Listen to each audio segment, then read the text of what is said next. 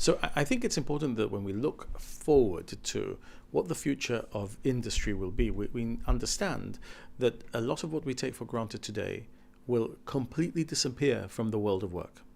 The fourth industrial revolution is about artificial intelligence, it's about automation, it's about the Internet of Things and how the automation will be enabled and can even be controlled remotely. All of that is a brave new world, and there is an opportunity for Gibraltar and La Linea to work together in developing how we can potentially attract business from around the world to this part of the world.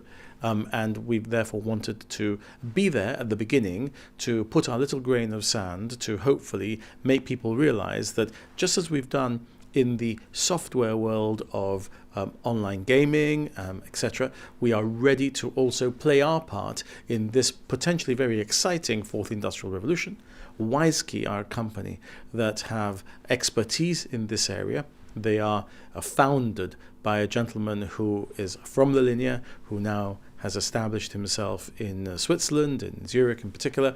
And so there are interesting synergies there, and I look forward to seeing whether we can grow that cooperation in a way that is beneficial for Gibraltar. Well, it all sounds so techy that this might sound like an old-fashioned question, but are we talking bricks and mortar?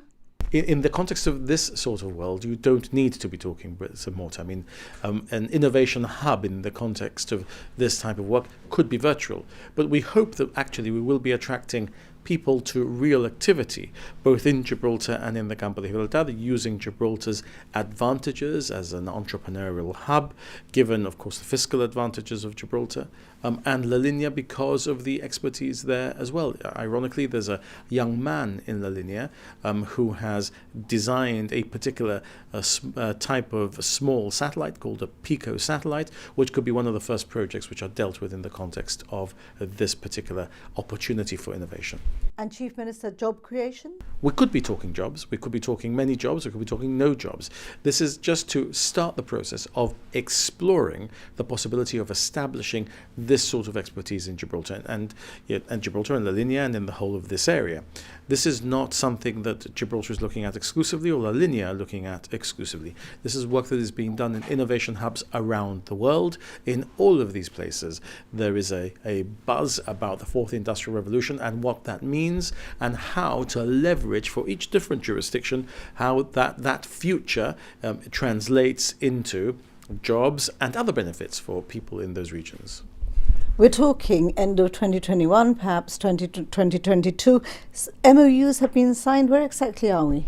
So we've signed an MOU which simply binds us in to explore the possibility of doing a framework agreement now, which would be taking a further step. Once we signed a framework, we would be looking at the establishment of a more bricks and mortar real presence and the investment potentially in a virtual presence, if that was something that were viable. These are the first very early steps. We are really just sitting down to talk about being able to do this in a more fulsome way, but absolutely worth exploring because this is the sort of future that we have to be very alive to, and we need to have our foot in the door if we don't want this to run away without us. Chief Minister, I can ask about something totally different, and news that's broken today is that Spain is going to ask the EU to make a specific mention of Frontex in the treaty.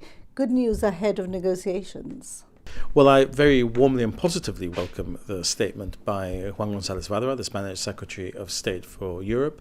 I think that he has understood in the way that he's reflected the position of Spain what former Foreign Secretary Dominic Raab and I were saying about the mandate, at least in relation to the part that relates to the fluidity of personal immigration. Which is the issue in which Frontex would be engaged, as was envisaged under the New Year's Eve agreement. There is a lot more that I think is frankly wrong with the mandate and will not lead to any treaty that looks anything like the mandate. But I think this is a step in the right direction before the mandate goes firm, that Spain should have been so forthright in setting out its own defence of the New Year's Eve agreement, just as Foreign Secretary Raab and I have done for the United Kingdom and Gibraltar respectively when Foreign Secretary Raab was in post.